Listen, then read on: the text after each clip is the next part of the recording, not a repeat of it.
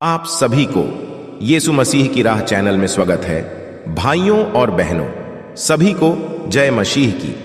आप चाहे जहां से भी वीडियो देख रहे हो, हमारे YouTube चैनल को सब्सक्राइब, वीडियो को लाइक जरूर करना, कमेंट में आमीन लिखना ना भूले।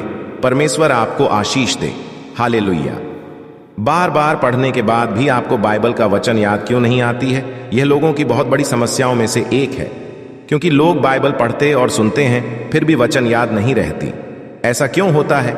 इसी के बारे में हम आज चर्चा करने वाले हैं, क्योंकि प्रभु यीशु को मानने और उनके पीछे चलने वाले सभी लोगों को बाइबल की वचन को भी पढ़कर याद रखना अनिवार्य है। अगर आप जानना चाहते हैं कि बाइबल का वचन क्यों याद नहीं रहता है, तो इस विषय को अवश्य पढ़ने की कष्ट करें। बाइबल का वचन को क्यों पढ़ना चाहिए? यूहन्ना येकेन कहता है कि आदि में वचन था, वचन परमेश्वर के साथ था, और वही वचन क्या था? परमेश्वर था। इसका मतलब वचन परमेश्वर है, इसलिए बाइबल का वचन को पढ़ना चाहिए। पर समस्या यह है कि जितनी बार भी पढ़ने से वह याद नहीं रहती है। इसका कारण क्या हो सकता है? क्या आप इसके बारे में जानना नहीं चाहेंगे? इसके लिए हमें मुख्यतः 4 बातों पर ध्यान केंद्रित करना होगा। 1. क्या मनुष्य की मन बाइबल का वचन पर नहीं लगता है?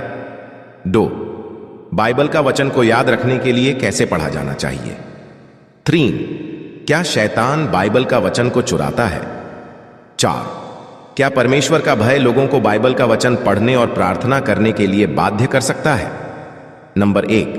क्या मनुष्य की मन बाइबल का वचन पर नहीं लगता है?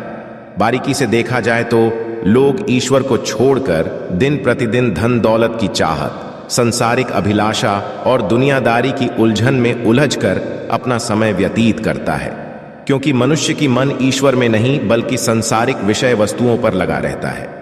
मनुष्य को अनंत जीवन की चिंता नहीं, परंतु क्षणस्थायी जीवन की चिंता ज्यादा रहती है।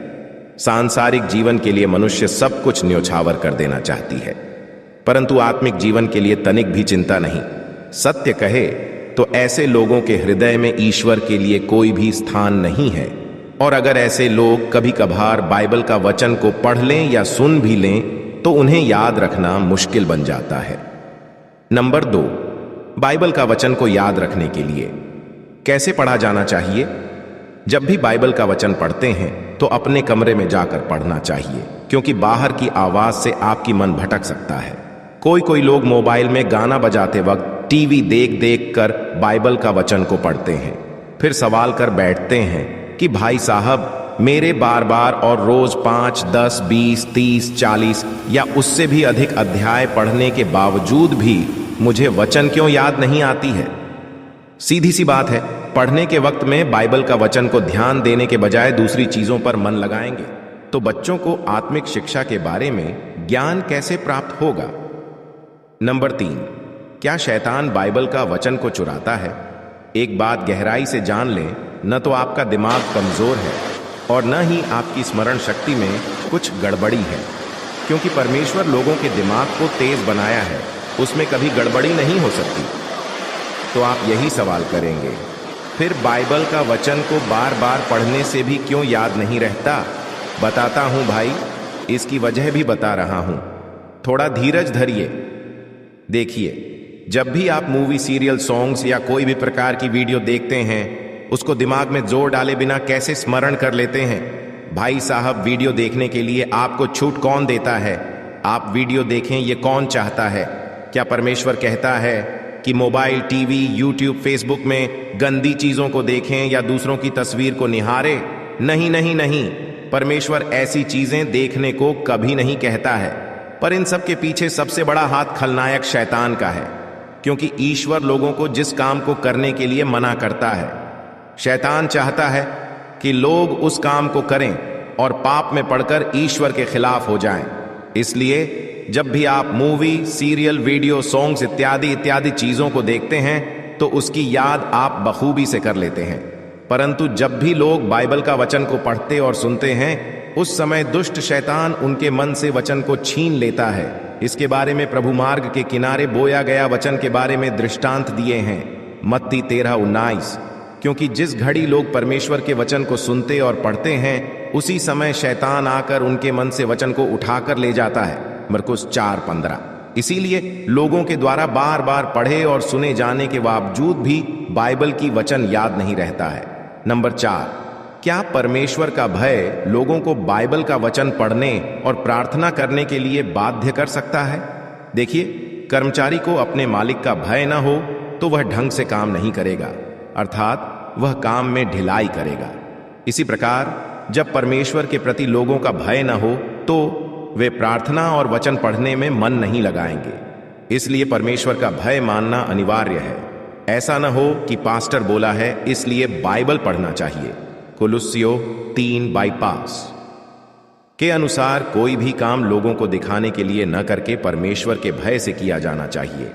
बाइबल पढ़ना, प्रार्थना करना और ईश्वर की हजूरी में समय बिताना भी एक ऐसा काम है जिसे लोगों को दिखावे के लिए न करके परमेश्वर की भय से किया जाना चाहिए। परमेश्वर की भय क्यों मानना चाहिए? व्यवस्था विवरण 10:17 की वचन कहता है, क्योंकि तुम्हारा परमेश्वर यहोवा वही ईश्वरों का परमेश्वर और प्रभुओं का प्रभु है। वह महान पराक्रमी और भय योग्य ईश्वर है जो किसी का पक्ष नहीं करता और न घूस लेता है। इसलिए परमेश्वर का भय मानना चाहिए। भूत प्रेत, बीमारी और समस्या को तो लोग डरते हैं, पर परमेश्वर को क्यों नहीं डरते? अरे भाई, जिसकी भय मानना चाहिए वह तो परमेश्वर है, क्योंकि परमेश्वर सबका बाप है। वह जीवन और मृत्यु का स्वामी है। वह प्रलय भी ला सकता है और बचा भी सकता है।